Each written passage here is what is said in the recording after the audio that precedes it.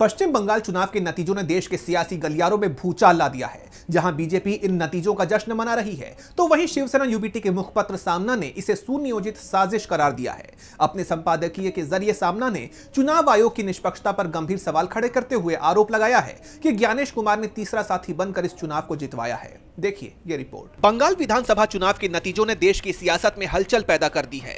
जहां बीजेपी अपनी जीत का जश्न मना रही है, वहीं विपक्षी खेमे से तीखी प्रतिक्रियाएं आ रही हैं।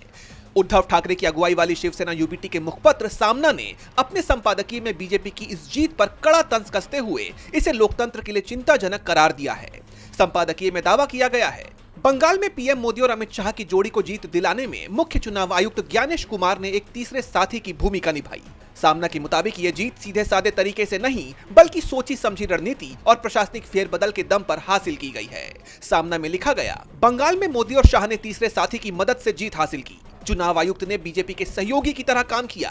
बंगाल में 3 लाख अर्धसैनिक बल तैनात किए गए और राज्य के अधिकारियों को बाहर भेज दिया गया, लेकिन असम में ऐसी कोई तत्परता नहीं दिखाई गई। मुखपत्र ने चुनाव की निष्पक्षता पर सवाल उठाते हुए तर्क दिया कि ममता बनर्जी को कमजोर करने के लिए करीब 92 लाख वोटरों के नाम वोटर लिस्ट से काट दिए गए, जिनमें से ज्यादातर टीएमसी के समर्थक थे। संपादकीय में आगे कहा गया कि इन 5 राज्यों के नतीजे ठीक वैसे ही आए हैं जैसा बीजेपी ने पहले से प्लान किया था। ये नतीजे गेम चेंजर नहीं, बल्कि पर्दे के पीछे की साजिश ज्यादा लगते हैं। संपादकीय में आगे लिखा गया, वोटिंग खत्म होते ही बीजेपी का जश्न मनाना यह साबित करता है कि स्क्रिप्ट पहले ही लिखी जा चुकी थी। जिस पैटर्न का इस्तेमाल इन चुनावों में हुआ है, वो भविष्य के चुनावों के लिए एक खतरनाक संकेत है। सामना के इस हमले से बीजेपी की जीत अब सवालों के घेरे में आ गई है।